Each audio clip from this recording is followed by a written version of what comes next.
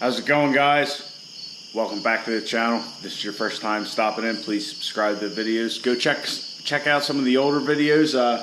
There's a couple of this thing running, just a couple, but you might find them interesting.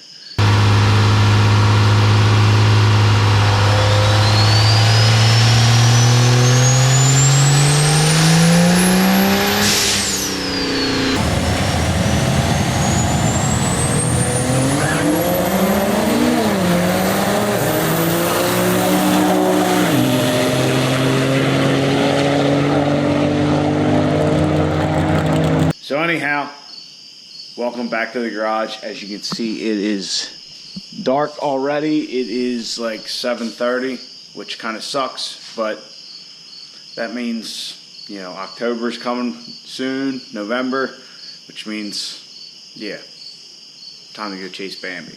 So anyhow, I got done work today, and I've been kind of fiddling around in the garage, trying to figure out what I want to do to the truck. I mean, there's a lot to do, but just trying to figure out what I feel like getting into. So I was looking at putting switch panel in here, which you guys won't be able to see much, but what I want to do is mount these two switches for our aux coolers. Well, aux cooler right now, soon to be two, and one for our electric fans, so we can turn them on all the time when we're racing, dynoing, what have you. Also want to put the CSP5 switch up there, or in there with that, and the anteater controller as well. This is going to be kind of hard to make look clean because, you know, it's got this pin set up on the side, so the wires are going to have to, you know, wrap around, which, oh well. As you guys can see, we're not concerned about the visual of the truck, really, but let me grab a light real quick. So for those two switches and all, I was thinking about different places, like up here on the dash, over here on the side. But I think what I really want is to have them here in the center stack somewhere, just so I can see them. They're very apparent to me and all that. So I don't know if I should just put a piece of like angle iron here. I do want to make it look, you know, half decent. So I might end up ripping that whole center stack apart just to see what's under there. Maybe we'll put the switches. God, lighting in here sucks. Maybe put the switches here where the factory ones are, since really we don't need the exhaust brake, obviously, and probably just a hazard in the tow haul. The light tire load button, we're never going to use that, so we could even shove that in there. But maybe we'll put them in there somewhere. God damn it. Frustrating. So that's something I've been looking at. Like I said, I've been fiddling around in here for a little while, just trying to decide what I want. Maybe make something up for this little cubby here. I don't know. But that's one thing I've been looking at. The turbo, the center section, and the compressor cover are off. I have our exhaust manifold. I got one nut on, just to, you know, pull it up tight to the head. I have the exhaust housing on loosely. Our spacer plate will be coming. It should be sent out Monday. It was one of you guys hit me up and said that he had a spacer and some studs he wanted to get rid of, so he's sending that out. I purchased that from him, so that should be sent out Monday. Anyhow, as you can see, this exhaust. Let me pull this off real quick. This exhaust is kind of tight to that plastic for the wiring there. We might be getting rid of that and running it differently. But as you can see, I have a flange that is actually cut off an old downpipe I had laying around, and I had it turned down in a lathe to match the dimensions of our exhaust housing so it would fit on there, so we can start kind of prefabbing our new downpipe for this new setup with the exhaust mod that I keep bringing up.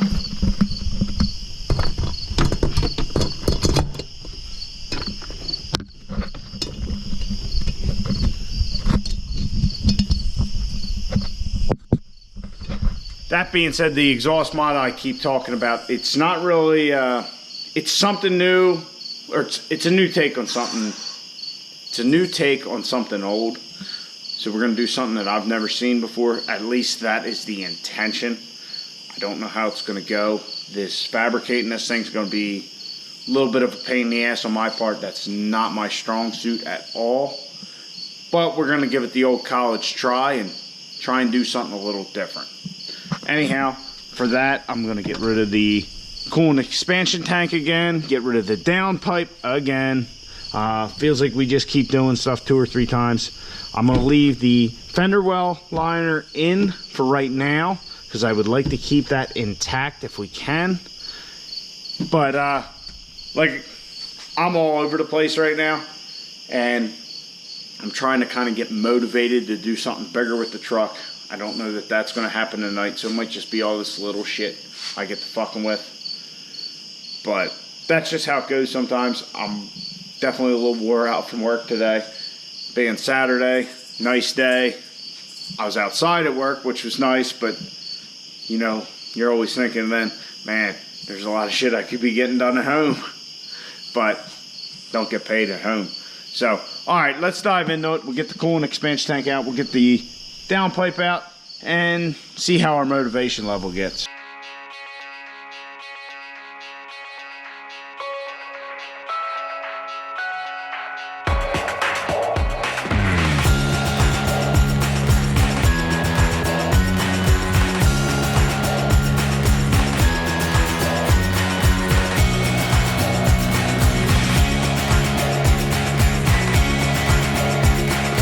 So the coolant expansion tank's out, the downpipe's out.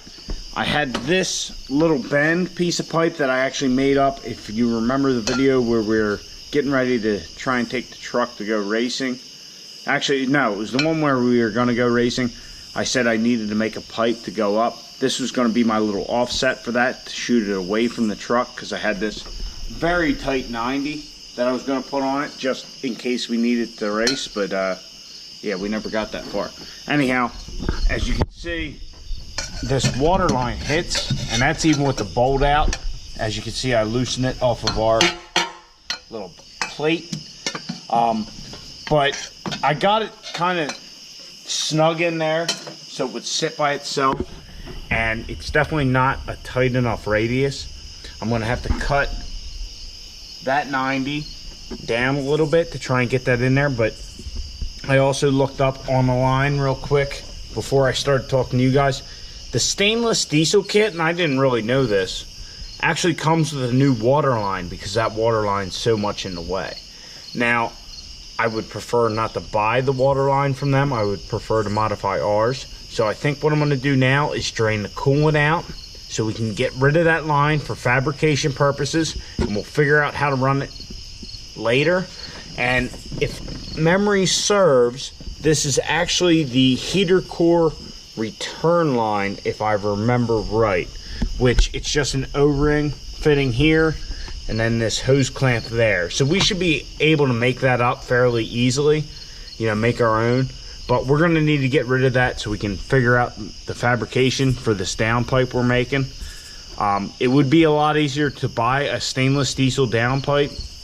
You know, like I said, they do make their second gen swap kit to do this, but ours is going to have to be completely custom. So I'm not going to buy theirs. We're just going to try and make it. And yeah, like I said, this is awful tight here. I'm not sure why. Maybe when we get our spacer plate, it'll be down a little bit, but yeah. So anyhow, I'm going to drain the coolant, get rid of that line, see if I can figure out what kind of angle we need to get down to our factory exhaust, or at least down that way. But that's the game plan right now.